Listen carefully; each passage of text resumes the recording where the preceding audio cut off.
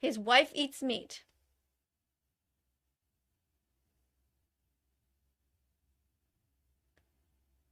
Why do you stay with her?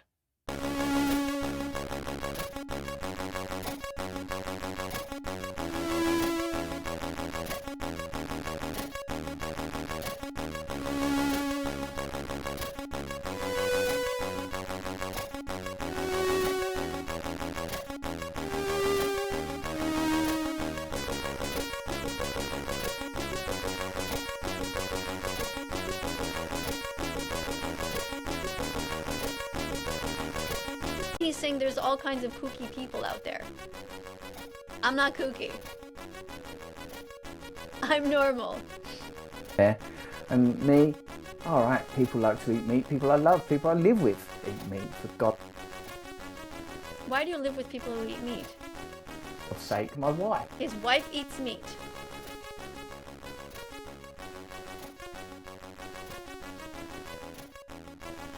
Why do you stay with her? She pays people to murder. This is okay with you. This is bullshit.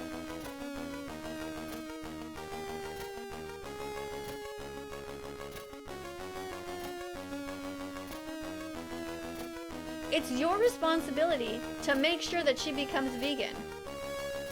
Do whatever it takes. Teach her. Withhold sex if you have to. Do not live with somebody who's eating and paying for the rape, torture, of animals, and just think, oh well, as long as I don't do it, that's okay. That's not enough. You need to be vegan and you need to be an animal rights activist. No, we're not going to accept people who hurt others. If you were the victim, you would not be saying that right now. If somebody came with a knife and fork and started to try to eat you, suddenly your opinion would change. So don't be a hypocrite. You're getting another X.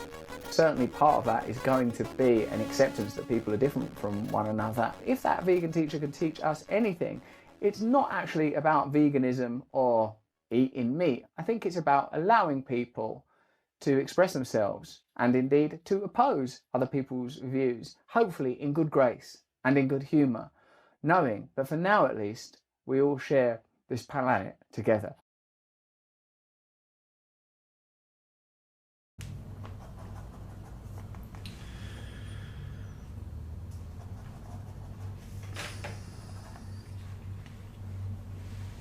Oh, hey there. Just working on some motherfucking notes. À-bas-le-ciel. I mean, obviously I think what we have to talk about is quitting YouTube, the stupidity of YouTube, being vegan on the internet, what the point is of being vegan on the internet, hopes for the future, positive things that can come of it, and what have you. I just took on the ultimate challenge of trying to give my phone number to one of the fitness instructors at my gym. Did you have to prepare yourself, kind of give yourself courage, kind of like you're gonna put yourself out there? So no, that's an interesting question. That's not my problem in life. I've got infinite self-confidence. No, really, for me, it's about being polite.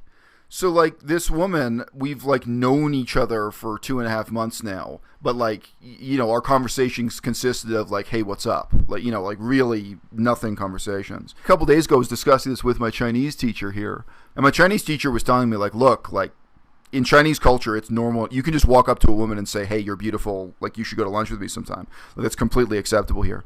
And I know that, but the reality is, especially when you're talking about women who are closer to my age, most women here are already married. If you're talking about women 25 to 35, they either have a serious boyfriend, but really, I expect those women to already be married. So I try to be very respectful and keep my distance and not really initiate anything, which is not normal the way Chinese culture works. So there's one day, so 2 months have gone by, and like I say, on that level, we know each other. We had a little bit of chit-chat, but, absolutely nothing of substance. And, there's one day at the gym. So my gym, there are separate bathrooms for men and women, but the area where you wash your hands is for both genders. So men and women wash their hands in the same bunch of sinks with, a big mirror. And I do a lot of push-ups. So my hands and fists are on the floor, so I go and wash my hands after doing those kinds of push-ups. And as I walked over, it's just coincidence, walked over at the same time, And she was doing this thing. So she comes up to the sink at the same time. We're just staying next to each other, looking in the mirror.